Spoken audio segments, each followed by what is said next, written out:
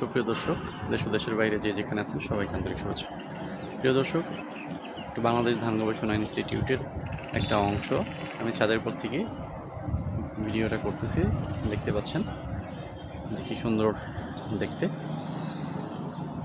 এটা হলো সামনের সাইট, এটা সাইট। এই পাশে হলো বাংলাদেশ কৃষি গবেষণা ইনস্টিটিউট যে, আর এটা হচ্ছে হলো আবহাওয়া অফিস বা গাজীপুরের আবহাওয়া অফিস। এটা হচ্ছে সেটা।